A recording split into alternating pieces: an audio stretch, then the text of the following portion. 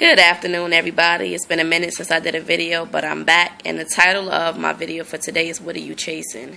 And I have a scripture coming from James chapter 1, verse 2-4, and it reads, Consider it all joy, my brethren, when you encounter various trials, knowing that the testing of your faith produces endurance, and let endurance have its perfect result, so that you may be perfect and complete, lacking in nothing.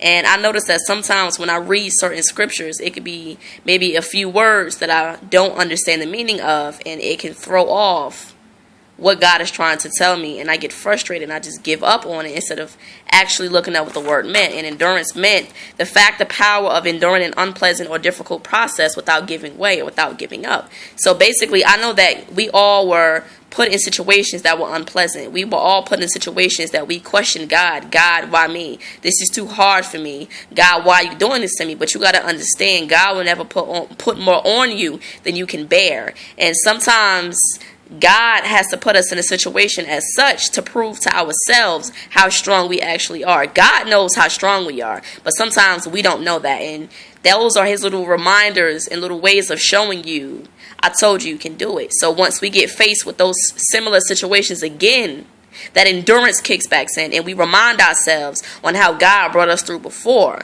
And where it also says, so that you may be perfect and complete, lacking in nothing. I think some misinterpret what that means.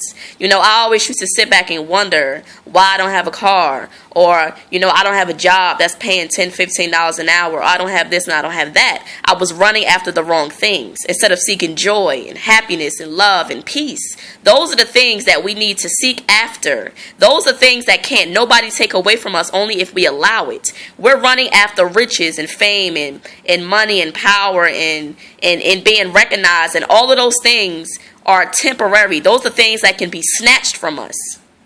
Those are things that are not of, I'm not going to say that are not of God, but with the wrong intentions, it can easily turn into something else. So we need to start chasing after God. We need to start chasing after things that are permanent. Things that cannot be taken, things that cannot rust, things that cannot be robbed of us. And I strongly believe that if we change how we think, you'd be surprised at things that can happen in your life. Stop comparing your life to other people's lives. Stop wondering why you don't have this and why you don't have that, and they never did nothing in their life and they got everything. That very well may be true, but you need to focus on you. All that time and energy that you're putting, speculating into other people's lives, put that same energy into your own life. Put that same energy into your life and watch how God works in your life. Stop focusing on everything else around you. You can't expect results when you're not even working on you. You're too busy working on somebody else's situation. So I just encourage everybody to sit down and ask yourself, what am I chasing? What am I chasing? Sometimes we're chasing after the wrong things. Sometimes we're chasing after things that God is trying to turn you away from. Sometimes we're chasing after people that are running from you. You're running after somebody and chasing somebody that's trying to get away from you. But we need to run to God. Somebody that won't run from you. His hand has been extended for the longest. But yet you keep slapping it and pushing it away and telling him you don't need him.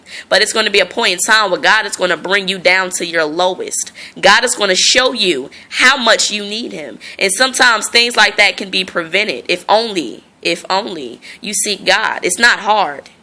It's not hard. I'm not even going to say that because it is hard. I think that some things that people leave out the hard part. They tell you the good things. Oh, well, being a Christian, you're going to get this, you're going to get a blessing. But they don't tell you the things that you have to go through in order to get that blessing. They don't tell you sometimes how you got to be crushed and brought down to nothing in order for God to rebuild you. Sometimes God has to remove the things that are not of him, that are in you. That spirit of